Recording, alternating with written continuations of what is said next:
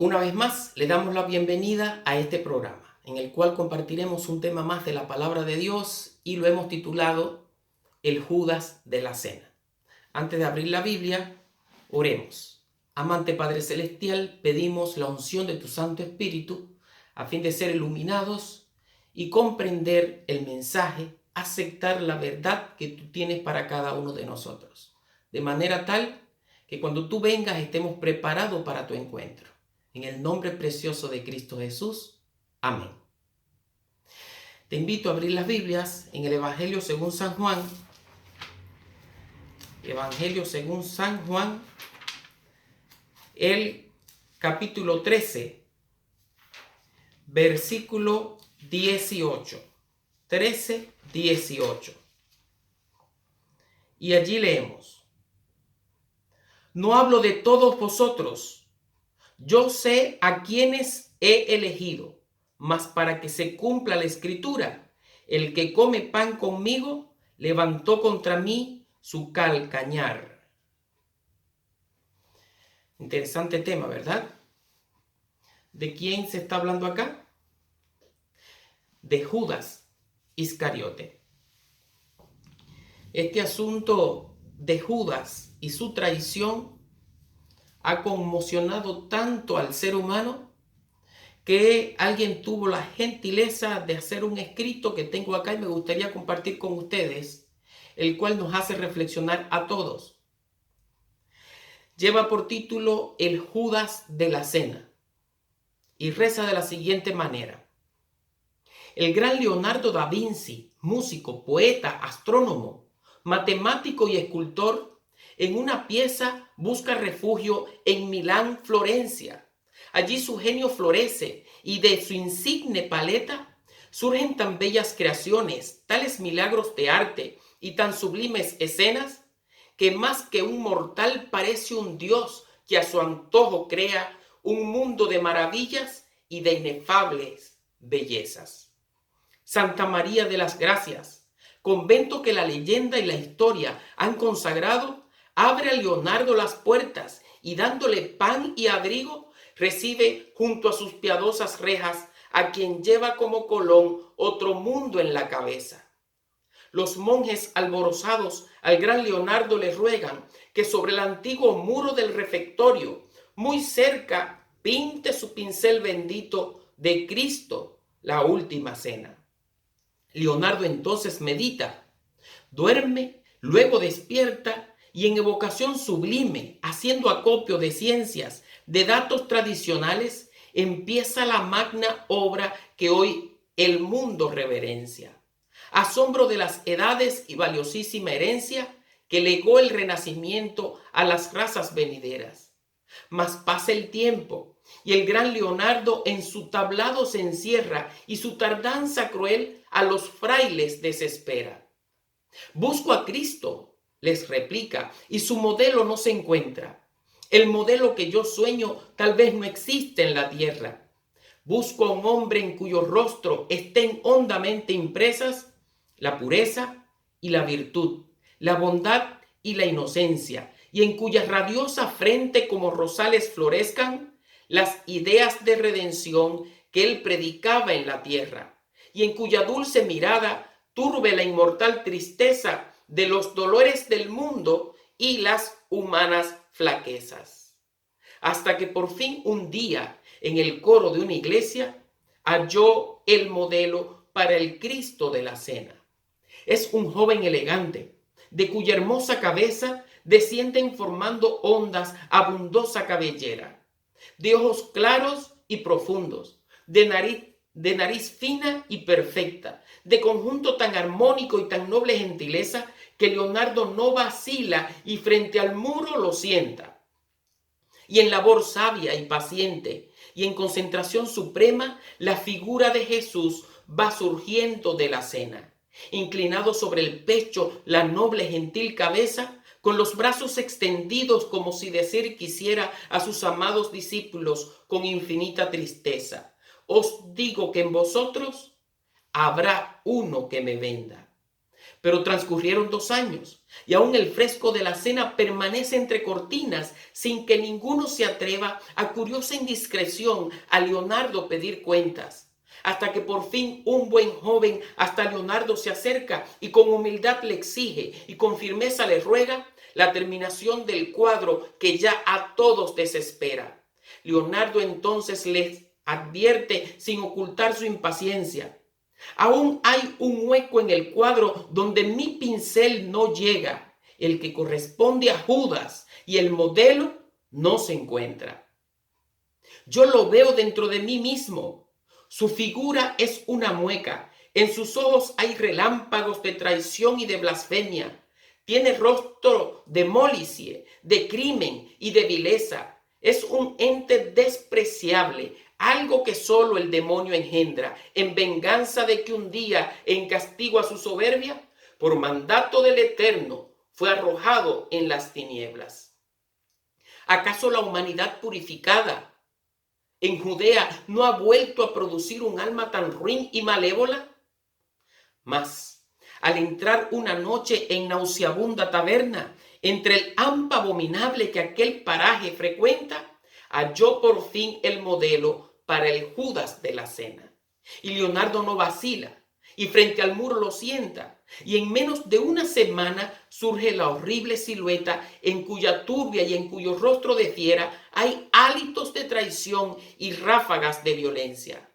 Al despedir a aquel hombre de repugnante presencia, le entrega a Leonardo el pintor en pago una bolsa de monedas, y éste al contarlas replica con cinismo que exaspera: a Judas habéis entregado, habéis pagado mejor que a Cristo.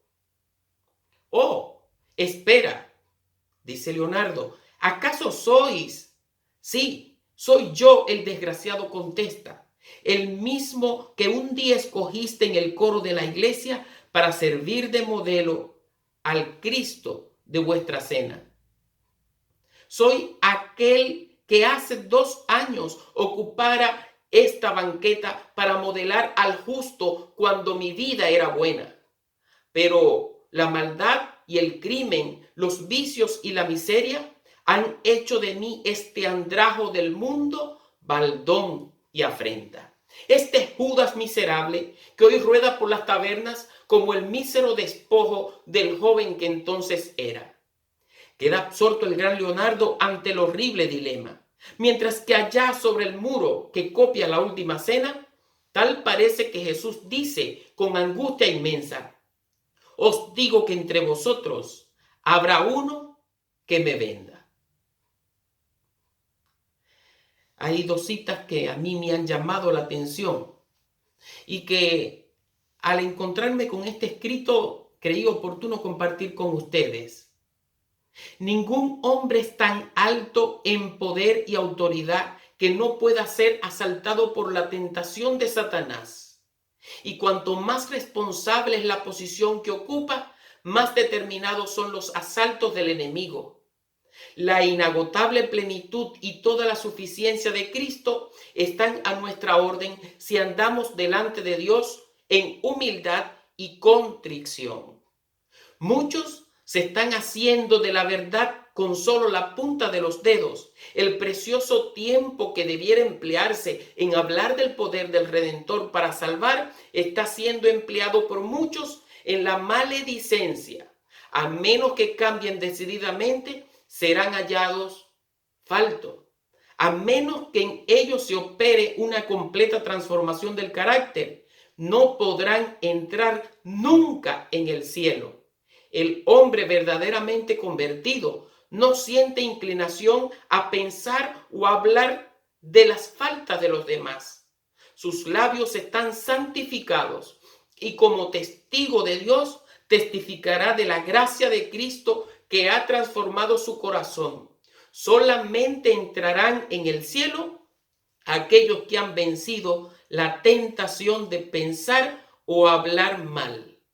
Este escrito lo podemos encontrar en Review and Herald del 24 de noviembre de 1904. Así que por internet buscamos y va a aparecer. Algunas personas muchas veces no entienden estos escritos por ser tan largos con respecto al que leímos de Judas y el cuadro de la cena del Señor. Lo cierto es que en 2 años una persona que fue escogida para representar al Jesús de la cena, ahora estaba siendo escogida para representar al Judas de ella. ¿Cómo es posible que en 2 años un ser humano pueda cambiar tanto? Solamente una razón. Cuando el ser humano pierde la voluntad, cuando el ser humano se descuida a sí mismo, cuando el ser humano se sumerge en lo más profundo del pecado, cediendo a la tentación, empieza todo un viaje con, podemos decir, muchas sorpresas, porque es que el pecado te va a llevar más allá de donde vos quieres ir y va a hacer de ti lo menos que tú te imaginas. El pecado, lo dice Romanos 6:23, tiene como paga la muerte. Pero qué lindo es ver acá que la dádiva de Dios, Romanos 6:23 nos dice, es salvación y vida eterna. El propósito que tenemos nosotros con la presentación de este tema es que nosotros podamos ver, definir, identificar cuál fue la razón por la cual Judas, estando 3 años con Cristo Jesús, no entendió el propósito de ser discípulo. ¿Qué fue lo que lo llevó a persistir en la idea de entregar al Salvador? ¿Por qué lo hizo? Interesante, ¿verdad? Algunas personas dicen, pero Judas va a tener que ser salvo porque Judas hizo bien su trabajo de entregar a Jesús. Alguien lo tenía que hacer. Y lo cierto es que Judas no se va a salvar, aunque haya hecho bien el trabajo de entregar a Cristo Jesús. Porque es que Jesús nunca le pidió que lo entregara. Dios no pidió a Judas que lo entregara. Dios tiene algo que se llama inmanencia por ser Dios. Y es que conoce el fin desde el principio. Dios conoce todas las acciones que van a realizar sus criaturas aún antes de hacerlas. Pero esta inmanencia de Dios nunca quita la libertad de albedrío con la cual Dios dotó a sus criaturas. Por eso podemos decir que todo lo que hace Dios es perfecto, porque crea al hombre con la libertad de hacer uso del libre albedrío. Y qué bueno es que este hombre, creado a la imagen de Dios, para que lleve su semejanza, elija, más que hacer lo malo, hacer lo bueno, asistido por la presencia de Dios. No podemos decir que Judas no recibió la asistencia de Jesús, porque Jesús no hace acepción de personas. En Mateo capítulo 26, desde el versículo 14 en adelante, nos habla mucho de lo que aconteció. Y vamos a ver que en Juan capítulo 13, también desde el versículo 18 en adelante, se nos habla del mismo acontecimiento, con la diferencia que en Mateo capítulo 26 se está narrando justamente el motivo que detonó a Judas de decidirse entregar a Cristo Jesús. Y fue en el momento que él se sintió ofendido porque María derramó sobre los pies de Jesús el perfume de nardo y la fragancia inundó toda la casa. Todos los discípulos se enojaron mucho porque decían, ¿cómo se hace este derroche de algo tan importante en los pies de Jesús? Esto se hubiera podido vender y se hubiera usado para muchas cosas. Pero Jesús les replicó a todos los que habían opinado, pero de manera especial a Judas, parece que era el que más sobresalía en esta acción, diciéndole, ella está haciendo una buena obra. Y recuerda algo, que a los pobres siempre tendréis con vosotros. Hoy la historia constata que la única persona que en vida ungió los pies de Jesús para su muerte, el cuerpo de Jesús prácticamente dicho, fue María.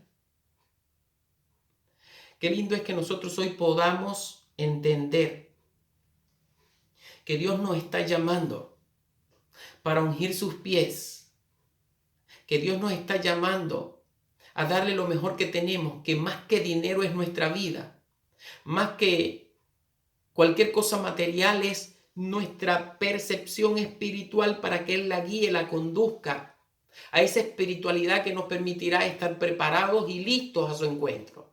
Y cuando hablamos de estar preparados y listos a su encuentro, tenemos que hablar de la honestidad, de la fidelidad, de la lealtad, de la responsabilidad, de la consideración que Dios está demandando de cada uno de sus discípulos. Mateo capítulo 26, versículo 20 nos dice: cuando llegó la noche se sentó a la mesa con los 12 y mientras comían dijo: de cierto os digo que uno de vosotros me va a entregar. Y entristecidos en gran manera comenzó cada uno de ellos a decirle: ¿soy yo, Señor? Entonces él respondiendo dijo: el que mete la mano conmigo en el plato, ese me va a entregar. A la verdad, el Hijo del Hombre va según está escrito de él. Mas ay de aquel hombre por quien el Hijo del Hombre es entregado. Bueno le fuera a ese hombre no haber nacido. Entonces respondiendo Judas, el que le entregaba, dijo: ¿soy yo, maestro? Le dijo Jesús: tú lo has dicho. ¿Qué hubiera pasado con nosotros si escuchamos esas palabras tan ciertas, pero tan duras de Cristo Jesús? ¿Por qué Jesús hablaba ahora en este momento con ese tono, con esas palabras a Judas? Sabemos que Jesús no hacía acepción de personas, que había tratado a Judas como el resto de los demás discípulos, dándole la oportunidad de que él reflexionara, que analizara lo que iba a hacer. Y vamos a ver que Judas no tenía excusa. Vamos ahora nosotros a Juan, y Juan capítulo 13, versículo, vamos a buscar acá, donde dice, versículo 27. Y después del bocado, Satanás entró en él. Entonces Jesús le dijo: lo que vas a hacer, hazlo pronto. Y dice el versículo 30. Cuando él pues hubo tomado el bocado, luego salió y era ya de noche. Regresamos a Mateo capítulo 26, versículo 30 en lo adelante, y dice: y cuando hubieron cantado el himno, salieron del monte de los olivos. Versículo 36. Entonces llegó Jesús con ellos a un lugar que se llama Getsemaní y dijo a sus discípulos: sentaos aquí entre tanto que yo voy allí y oro. Y es donde él invita a los discípulos a que velen y que oren, aunque sea un poco con él. Y llegó el momento en el versículo 46, cuando ya Jesús le dice a sus discípulos: levantaos, vamos, ved, se acerca el que me entrega. Y dice el versículo 48, y el que le entregaba les había dado señal diciendo: al que yo besare, ese es, prendedle. Y enseguida se acercó a Jesús y dijo: salve, maestro, y le besó. Y Jesús le dijo: amigo, ¿a qué vienes? Entonces se acercaron y echaron mano a Jesús y le prendieron. Y venida la mañana, todos los principales sacerdotes y los ancianos del pueblo entraron en consejo contra Jesús para entregarle a muerte. Y le llevaron atado y le entregaron a Poncio Pilato, el gobernador. Y dice el versículo 3, entonces Judas, el que le había entregado, viendo que era condenado, devolvió arrepentido las 30 piezas de plata a los principales sacerdotes y a los ancianos, diciendo: yo he pecado entregando sangre inocente. Mas ellos dijeron: ¿qué nos importa a nosotros? Allá tú. Y arrojando las piezas de plata en el templo, salió, y dice Mateo capítulo 27, versículo 5, y fue y se ahorcó. Qué triste final el de Judas. La pregunta es: ¿será muy diferente el fin de las personas que traicionan a Cristo Jesús? Sabemos que no podemos traicionar nosotros ahora físicamente a Cristo Jesús entregándolo, pero sí podemos traicionar a Cristo Jesús cuando aceptamos su verdad pero no la vivimos. cuando reconocemos que hay virtud en ella, pero no la disfrutamos aceptándola y poniéndola en práctica. Cuando no aceptamos ese estilo de vida que nos lleve a nosotros a representar dignamente al Mesías, al Salvador, al Redentor, a Jesús de Nazaret, a nuestro Redentor, aquel que muy pronto vendrá buscando como Rey de Reyes y Señor de Señores. Tanto Mateo 26, todo el capítulo, como Juan capítulo 13, nos hablan de un momento singular en el cual Jesús quería compartir con sus discípulos esos últimos momentos en los cuales Él tenía para avisarles de lo que iba a pasar y lograr que su estado espiritual fuera lo mejor para poder enfrentar el Calvario. Vamos a ver que justamente en una cena, en Juan capítulo 13, en la cena, cuando Jesús deseaba que ellos pudieran rememorar y recordar la muerte y la resurrección de Cristo Jesús hasta que Él regresara después de ir al cielo, estuvo teñido por esta traición. En un momento tan solemne en el cual Jesús está buscando la unidad de todos sus seguidores, de todos sus discípulos, de esa iglesia que estaba prácticamente, esa iglesia cristiana formándose incipiente, vamos a ver que uno de sus seguidores, que había estado mucho tiempo con Jesús, no había sido capaz de permitir que el Espíritu Santo, que Dios, que Jesús, que la verdad, que el Evangelio, que las promesas hicieran ese cambio en su corazón. ¿De qué manera nosotros hoy nos vemos representados en la historia de Judas? ¿De qué manera nosotros hoy nos vemos representados en la historia de los discípulos? Hay algo interesante acá y me gustaría compartir con ustedes, y es lo que creemos que causó en Judas este mal proceder. Pablo escribe a Timoteo en 1 Timoteo capítulo 6, versículo 10. Porque la raíz de todos los males es el amor al dinero, el cual codiciando algunos se extraviaron de la fe y fueron traspasados de muchos dolores. Y hay una nota acá que dice: Satanás está jugando el juego de la vida para apoderarse de cada alma. Sabe que la simpatía práctica es una prueba de la pureza y de la abnegación del corazón. También sabe que la asociación con Cristo no nos hace uno con Él, sino se cultiva dentro de nuestro corazón una simpatía sincera. Por eso vamos a ver que muchas veces quiere quitarnos el deseo de compartir, de ayudar a otros, así como Jesús lo hacía. Judas tenía el corazón puesto en el dinero, en las riquezas y en el beneficio propio o personal. Jesús presentó a Judas el odioso carácter de la codicia y más de una vez el discípulo se dio cuenta de que su carácter había sido pintado y su pecado señalado, pero no quería confesar ni abandonar su iniquidad.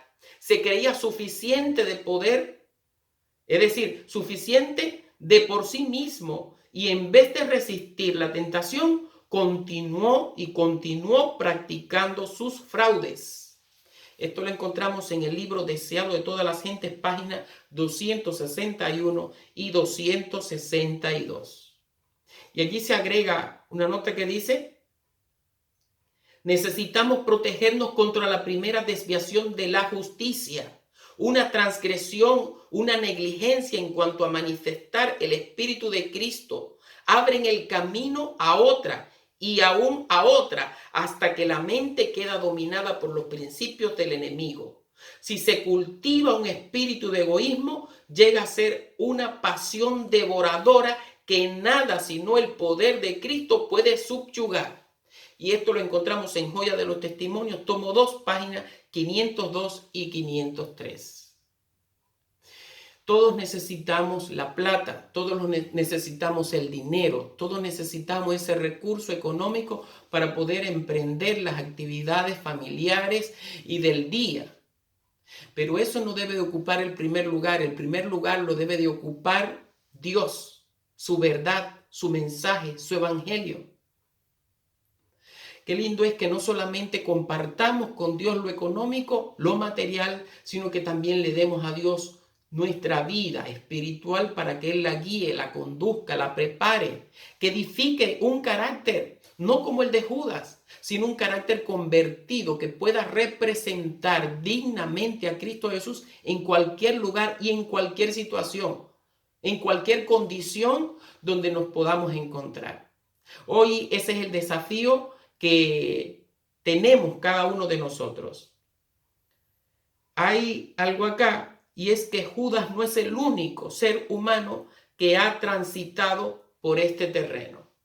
Porque hay veces que podemos decir nosotros humanamente, ¿verdad? Que Judas fue tremendo lo que hizo. La pregunta es, ¿qué estaremos nosotros haciendo? Que no sea entregar a Cristo Jesús vendiéndolo por 30 piezas de plata hoy en día. Pero si tenemos la verdad y no la vivimos, si tenemos su testimonio y no lo ponemos en práctica, y si tenemos nosotros la oportunidad de servirlo, asistiendo a todas las personas que podamos, no viviendo y pensando solamente en nosotros, sino también pensando en los demás y en el reino de los cielos, entonces también nosotros lo estamos negando y traicionando.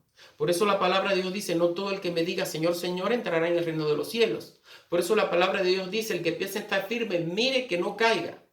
Estamos viendo acá, en la historia que habíamos hecho, que la misma persona que representó al Judas era la misma persona que había representado a Jesús. Si nosotros no permitimos que sea la gracia de Dios la que fluya en nosotros, si nosotros no permitimos que sea la gracia de Dios la que nos cobije, la que nos dé vida cada día, cada instante, cada segundo, cada mes, cada año de nuestra vida, entonces nosotros vamos a morir espiritualmente y no vamos a disfrutar la vida. Vamos a estar sobreviviendo hasta el día en el cual tengamos que responder ante Dios por nuestros actos. Por eso es bueno saber aquí que nosotros también, al igual que Judas, poseemos cualidades valiosas. Judas tenía muchas cualidades, por eso los discípulos lo habían propuesto para que fuera discípulo también de Jesús. Pero no siempre queremos aprender. Cuando alguien se relaciona con otra persona que lleva el mensaje del cielo y oye la verdad, pero no la pone en práctica, esta se empequeñece hasta llegar a ser indigna. Así ocurrió con Judas. Nunca puso en práctica la verdad que recibía de Jesús. Hay 3 lecciones que aprender de todo esto. ¿Cuáles serán? Y vamos a anotarla ahí para que no se nos olviden. La primera, el hombre debe creer la verdad. ¿Cuál era la verdad? Jesús, su palabra, su mensaje. ¿Cuál era la verdad? La transparencia, la lealtad, la fidelidad, no la traición. ¿Cuál era la verdad? El arrepentimiento genuino, auténtico y verdadero. Que vamos a ver Pedro, aun cuando también negó 3 veces a Cristo Jesús y negó 3 veces a Cristo Jesús porque el gallo cantó. Si el gallo no canta, él sigue negando muchas veces más. Pero la diferencia entre Pedro y Judas es que Judas se arrepintió, pero no de todo corazón. Judas se arrepintió de lo que había hecho por la vergüenza ante los demás, pero no genuinamente como para decir, y ahora, Señor, mira lo que hice, ¿qué puede hacer conmigo? Dame una oportunidad. No hizo eso, simplemente fue y no queriendo enfrentarse a las trágicas consecuencias que sus acciones habían creado, simplemente se quiso quitar la vida. Qué diferencia, ¿verdad? Entre Judas y Pedro. Los dos, podemos decir, no hicieron lo correcto.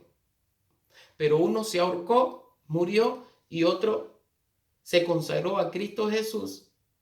Y lo vamos a poder ver y vamos a poder compartir con Pedro por toda la eternidad.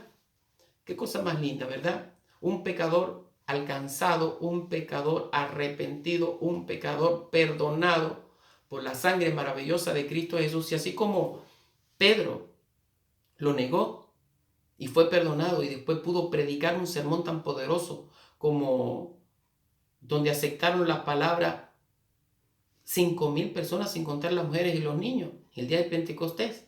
Qué lindo es que Dios también nos puede usar a nosotros así, porque hoy nuestro arrepentimiento sea genuino y que esta lección la podamos aprender como hombre, términos genéricos, tanto el hombre como la mujer, tanto el mayor como el menor, tanto los jóvenes como los niños. El hombre debe creer la verdad. ¿Y cuál es la verdad? La Biblia. ¿Cuál es la verdad? El Espíritu Santo.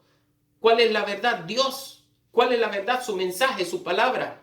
Juan 17:17 dice, santifícalos en tu verdad, tu palabra es la verdad. Por eso hoy estamos tratando de ir a la palabra de Dios y ver la historia tal y como está. Segunda lección, debe el hombre modificar su conducta. No podemos ir a Cristo y quedar así. Judas vino a Cristo, pero quiso quedar como vino, aún peor, porque en los primeros momentos de Judas, en su ministerio con Cristo, era una persona más noble. Después fue tratando de agarrar fuerza y fortalecer aquel beneficio propio egoísta que estaba buscando. Y una tercera lección es que debemos de ponernos de acuerdo con la luz que resplandece sobre nosotros. El hombre debe de ponerse de acuerdo con la luz que resplandece sobre él.